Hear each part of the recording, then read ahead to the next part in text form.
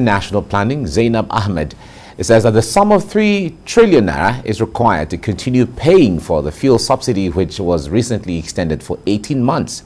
Now, according to the minister, the federal government will have to make an incremental provision of 2.557 trillion naira in order to meet subsidy requirements, which is currently on average of about 270 billion naira per month.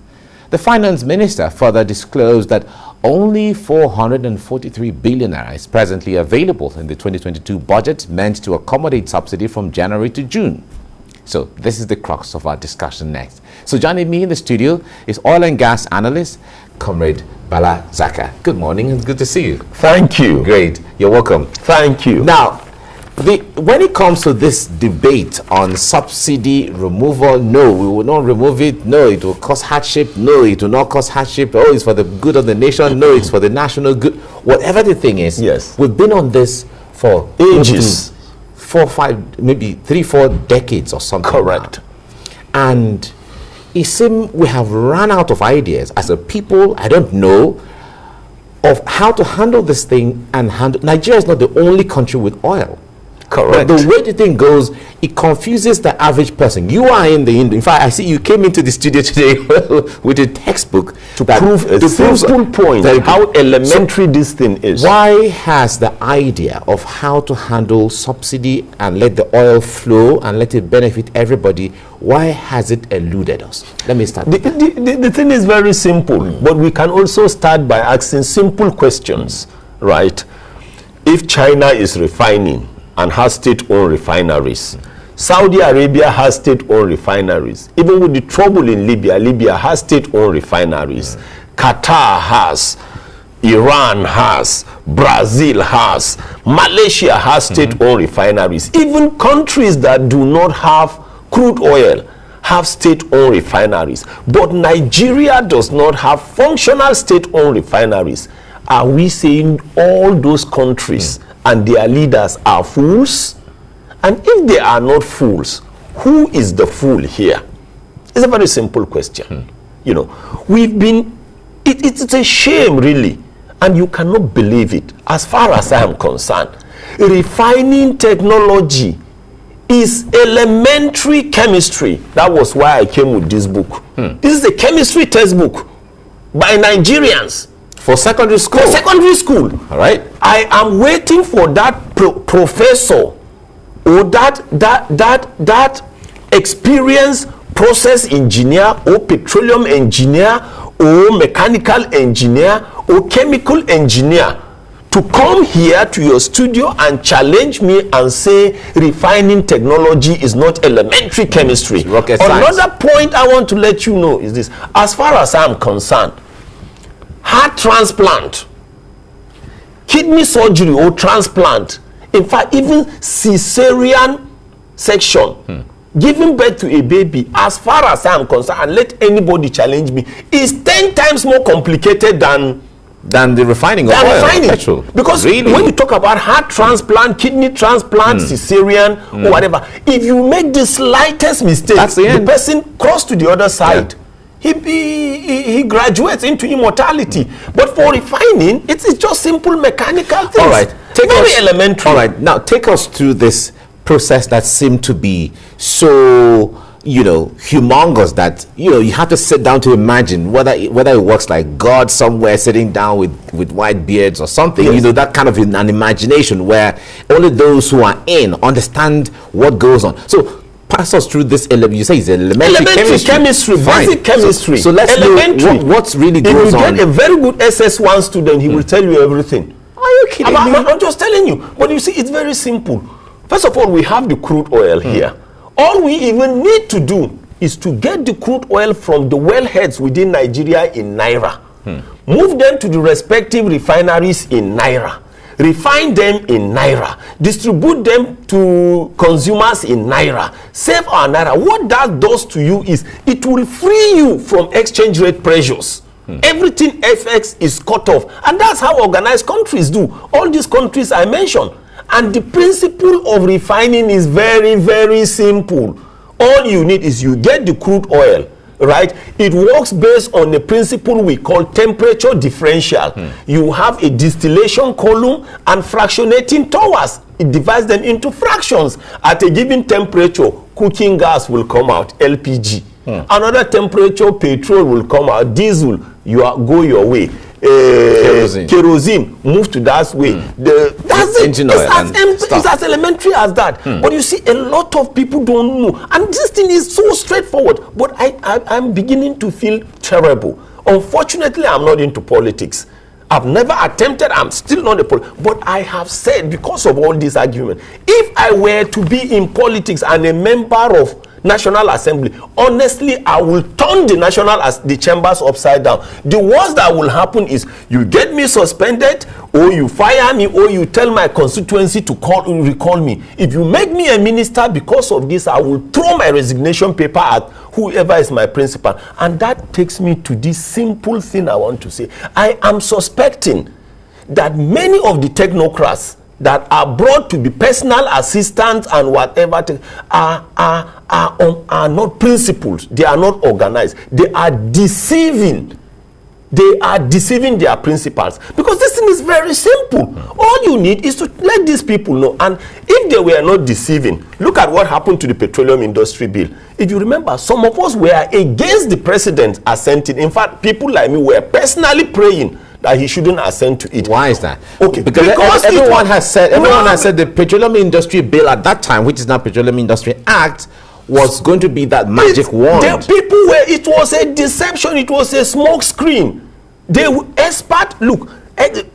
oil and gas engineers, oil and gas economists, oil and gas lawyers, oil and gas environmentalists, oil and gas journalists like you were supposed to be congregated in one place to agree, even before you come up with that. But when they did it, what have we seen? From that time to now, let those technocrats that concocted the PIB into a PIA, let them show me one investor that has come. Investors are not coming. Is that not telling you something? Maybe they will say it has just been passed. No, so everyone is trying to study to see how. Investors are not coming. It's a lie. Let them come and show me. It's just like the way we're talking. Okay, let's keep that one aside. As I speak to you today, the price of crude oil is above $80 per barrel. Of course, the benchmarkers or the markers are West Texas Intermediate, WTI, and the Brent crude. The Brent crude is the marker for our Nigerian Bonny Light. It is above $80 per barrel. But as I speak to you now, Nigeria is not producing up to her OPEC quota. Nigeria cannot produce. We have less than, quote me, everything I tell you, quote me. Bring anybody to challenge me. Nigeria has less than 10 active drilling rigs. By the time you look at rigs on the land location, swamp, shallow waters, and deep offshore, and if you have less than 10, how can you produce? I will expect ordinary, let me tell you, I will expect ordinary that with the price going up now, Nigeria should be able to meet up with her OPEC quota and also be begging OPEC to give her more quota so that she can generate revenue and bridge the budget deficit gaps. Then we also have another product called condensate. Condensate is not even being touched by OPEC. And condensate is a species of gas such that when at a given pressure, if you hold the pressure and the temperature comes down, it shrinks and becomes oil. Enough for us to scoop. So those technocrats that are saying this and that and are talking anyhow, ask them, why are we not even producing to meet up with OPEC quotas? These are the simple things people will need to know. It's so shameful. I hear people saying, okay, the reason is sometimes that there is smuggling.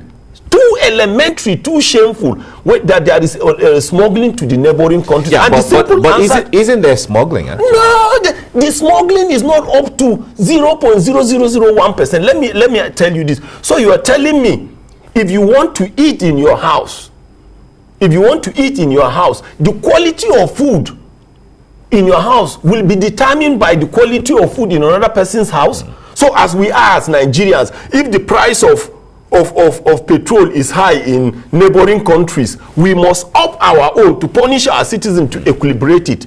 Is that the way other countries behave? It doesn't make economic sense. It doesn't make economic sense. And there is something again, when you look at all these things, it's so absurd, is so absurd. Another thing again, I hear people saying, oh, and let me tell you, even when they say the smuggling, the reason why the quantity is high now of petrol is because of this corona, many people now work at home, including some of your staff. If you go, there are computers, people work now. They are involved in all kinds of online activities, and there is no light. So the only thing they can resort to is what? Petrol or generators. That's the thing people don't understand. And people have forgotten that Nigeria is a country of 200 million citizens. You have strategic industrial sectors, strategic domestic sectors, and strategic commercial sectors relying on less than 10,000 megawatts of electricity. Look at the ratio. Why wouldn't people look for other ways to survive? Before I came here, when your driver was bringing me here, you will see everywhere looking lit. All those houses are running on generators.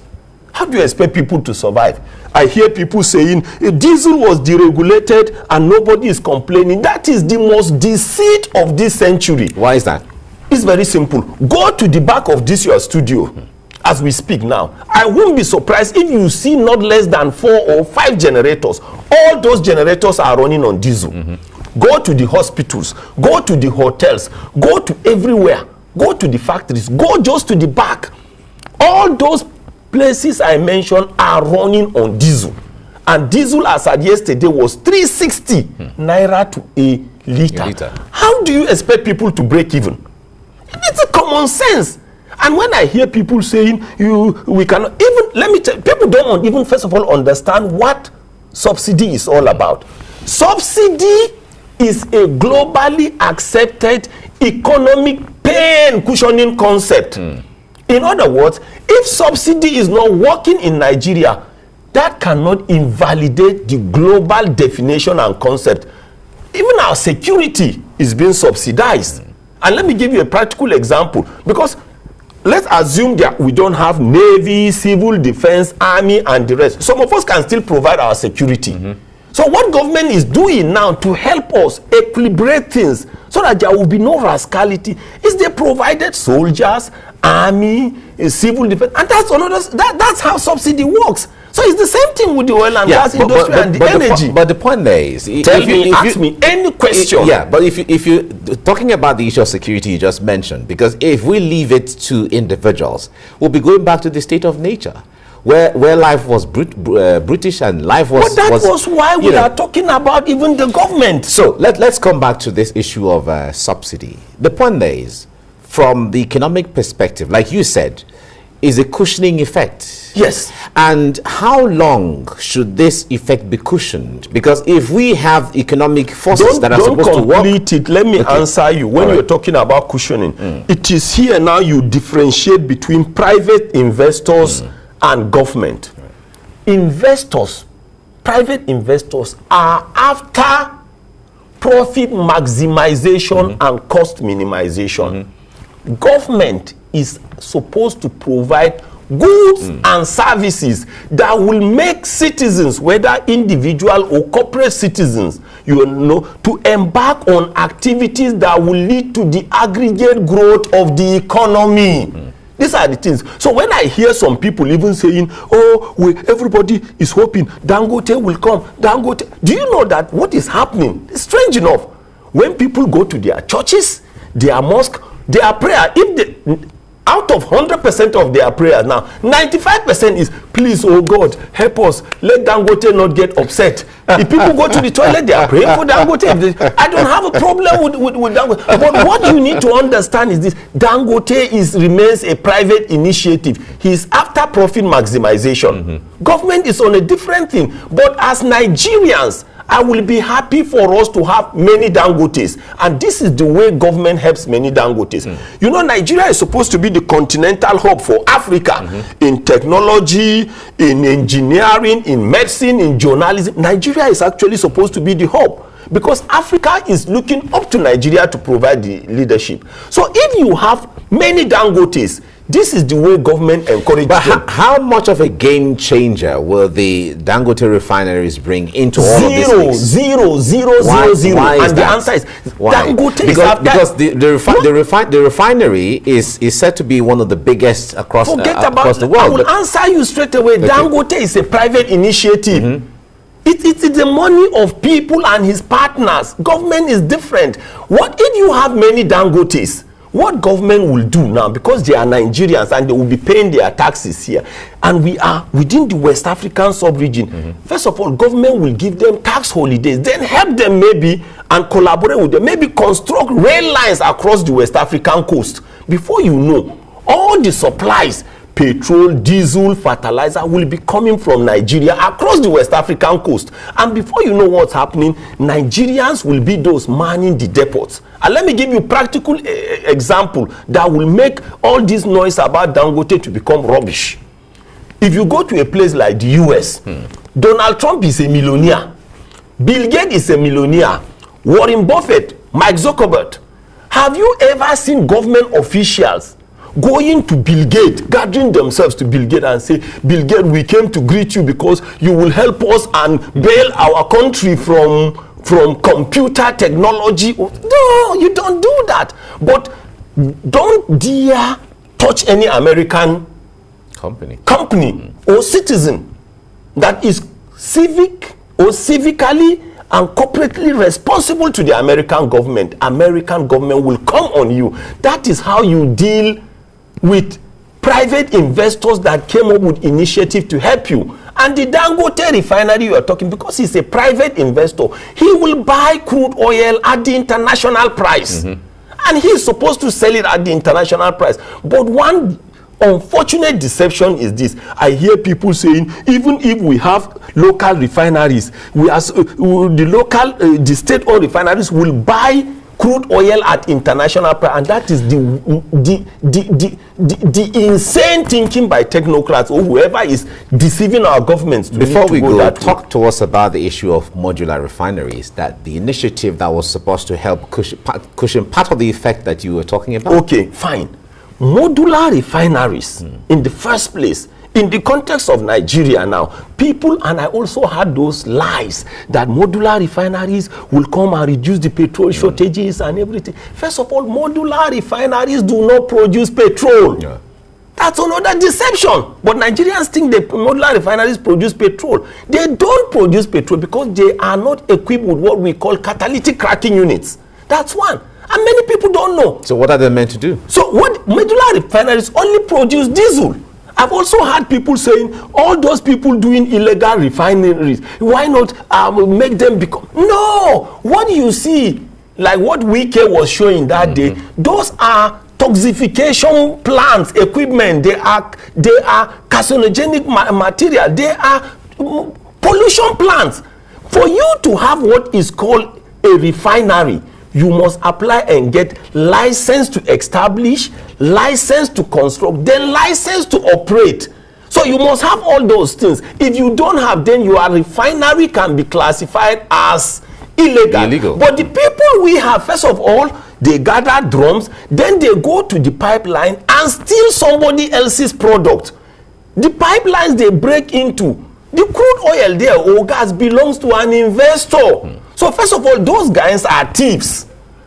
Then what they are using are not illegal refineries, because you must have a refinery. If you don't operate it in line with the laws of the country or policies, then that's when it becomes illegal refinery. But they are first of all pollution plants. I see. That is why the government is coming hard against them. And because sometimes when they produce this toxic things you talk about, they inject it into the system. The first thing that does is it goes, percolates, destroy what we call freshwater aquifers. The ones that gets to the land it biodegrades the land. The ones that get to the waters destroy aquatic life. Then the ones that get up come down as carbonic rain and kill people. That's true. That's what we see all the They are pollution materials. They are not refineries. But Comrade Balazaka, we have so much to talk about, but I know. we have spent more than 20 minutes talking. Now it looks like we just spent 5 minutes. We're just warming up, really. But we have to leave you here now. No Thank worries. you for taking us through all of those, and we'll spend more time as we get along to see how we can simplify some of these things to people. Thank you so much for coming. Thank you. Thank you. Great.